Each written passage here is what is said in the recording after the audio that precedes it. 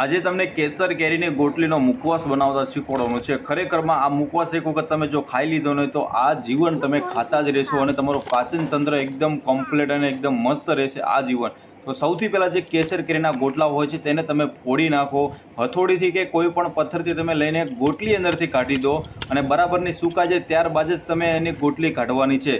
બરાબરની ગોટલી આ પ્રકારથી જો નીકળી જાય ત્યારબાદ તમે બધી જ ગોટલીને એકઠી કરી નાખો।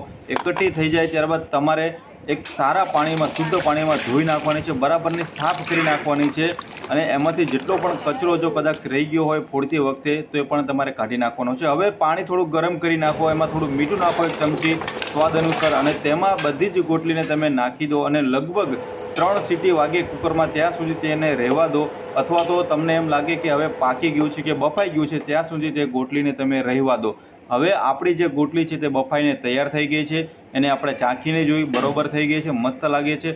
હવે તે બધી જ બાફેલી જે ગોટલી છે તેને થાળીમાં આપણે અલગથી સૂકવવા માટે કાઢશું અને ખાસ કરીને તેમાં જે ઉપરની જે પરત જે ચામડી હોય છે ગોટલીની તે પણ તમારે કાઢી નાખવાની છે, જે પ્રકારથી વિડીયોમાં તમને જોવા મળે છે। હવે તે ગોટલીને આપણે નાના નાના ભાગમાં ટુકડા કરી નાખવાના છે, જેવી રીતે આપણે માવો ખાતા હોય ને તેમાં જે સોપારીના ટુકડા નાના નાના તમને છોડકા જોવા મળે છે તે પ્રકારથી નાના નાના તમારે છાલા કરી નાખવાના છે અથવા તો ટુકડા કરી નાખવાના છે। આ પ્રકારથી તમે ટુકડા કરી નાખો અને બરાબરનું તેને સુકાવવા માટે એક જગ્યાએ મૂકવું અને બરાબરનો પવન ખાઈ જાય 4-5 કલાક માટે અને બરાબરનું સુકાઈ જાય, જે પ્રકારથી તમને વિડીયોમાં જોવા મળે છે। તડકી થોડીક આપો, થોડો પવન આપો અને આ પ્રકારથી, હા જુઓ કેવો અવાજ આવ્યો, તે આ પ્રકારથી અવાજ આવી જાય ત્યારબાદ તમે કડાઈમાં સિંગ તેલ નાખો, સિંગ તેલ 2-3 ચમચી નાખો અને ત્યારબાદ તેને ગરમ થવા દો અને જે આપણી ગોટલી છે તે ગોટલીના કટકાને તમે તેમાં થોડો બરાબરનો શેકો, બરાબરનું શેકાવા દો અને શેકાઈ જાય અને ત્યારબાદ શેકાતા તમારે ચાલુમાં તમારે થોડુંક ધાણા જીરુંનો પાવડર નાખવાનો છે। ધાણા જીરુંનો પાવડર નખાઈ જાય ત્યારબાદ તમે થોડું સ્વાદ અનુસાર સેંધા નમક અથવા તો તમારું જે ઘર વપરાશમાં નમક હોય તે તમે મીઠું નાખો।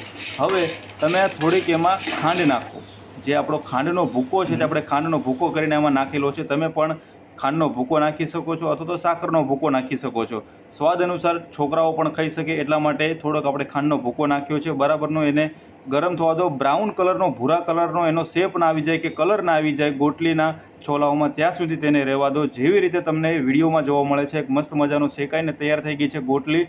તો આ પ્રકારથી થોડોક બ્રાઉન કલર જો તમારી ગોટલીના એના ઉપર આવી જાય ત્યાં લગી તેને શેકાવા દો। હવે આપણી જે ગોટલી છે તે બધી જ મસ્ત મજાની શેકાઈ ગઈ છે, ભૂરો કલર આવી ગયો છે। હવે તેમાં થોડુંક સ્વાદ અનુસાર થોડુંક લીંબુ નાખવાનું છે, લીંબુના થોડોક અંદર રસ નાખો, એક કહેવાય ને કે 30% જેટલો લીંબુનો ભાગનો તમે અંદર નાખો, સ્વાદ અનુસાર તમે જેટલું પણ નાખી શકો છો।